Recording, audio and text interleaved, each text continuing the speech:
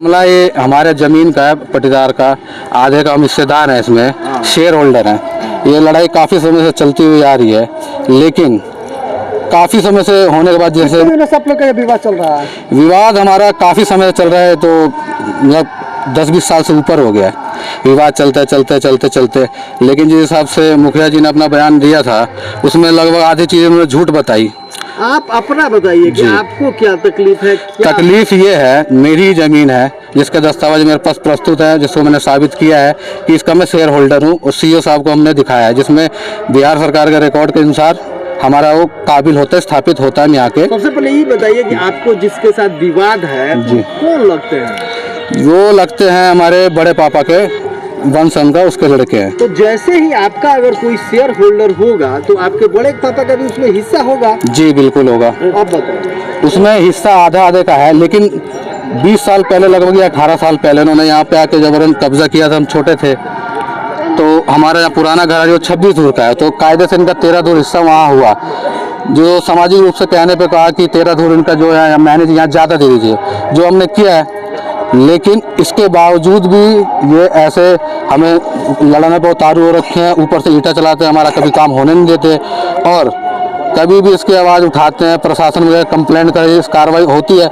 आज लगभग वक्त 2 बजे का था। आज आपने यहाँ के स्थानीय मुखिया पर आरोप लगाया कि वो 4-5 लोग को लेकर आए, हमारे घर में घुस गए, मारपीट की। जी कहा था इसके बारे में? ये हम अपना काम कर रहे थे, ऊपर से हमारे दूसरे पक्ष की ओर से पथरा हुआ छत पे, जिसकी वीडियो मैंने बनाई है।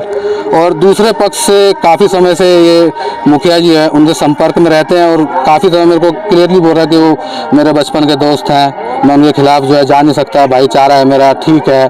उसके घर में जो भी है ठीक है, इनका भाईचारा वहाँ से ज़्यादा है। हालांकि पहले भी इनकी बोलचाल नहीं थी, मैंने ही करवाई। उसके बाद जो है यहाँ पर काम चालू किया, मैंने इनकी शिकायत पुलिस को दी, जो मेरे ऊपर पथरा हुआ 112 डायल किया।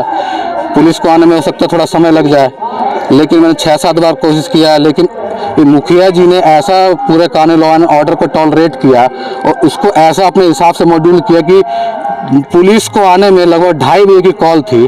अभी कुछ समय आप पहले देख ही रहे, 3-3:30 से ऊपर का समय हो गया।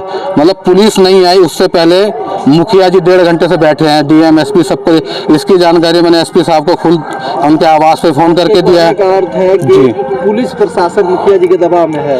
मैं ऐसा नहीं कह रहा दबाव में, मेरा कहने का मतलब ये है, मुझे लगता है कि मुखिया जी ने पूरा लॉ एंड ऑर्डर पुलिस प्रशासन को अपने हिसाब से, अपने पावर का मिसयूज करके टॉलरेट किया है। टॉलरेट करके उनके ऊपर जैसा दबाव दिया, क्योंकि 112 डायल करने पे 5 मिनट की सर्विस होती है, 10 मिनट की सर्विस होती है।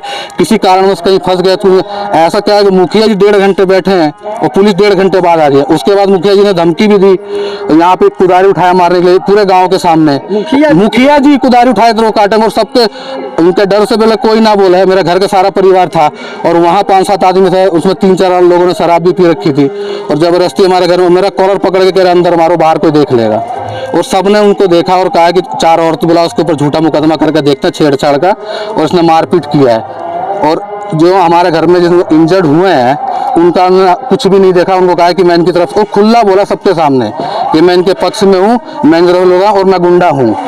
और सबसे बड़ी बात, और मुझे कई बार उन्होंने ऐसे बोला कि इसका आतंक है, फ्रेंड इसने आतंकवादी है, इनके पास कोई सबूत हो, इनके पास तीनों को आतंकवादी बोल दिया, टेररिस्ट बोल दिया। इसका कोई आतंकवादी, कोई पुराना कोई माफिया से जुड़ा हो या किसी गैंग से जुड़ा हो।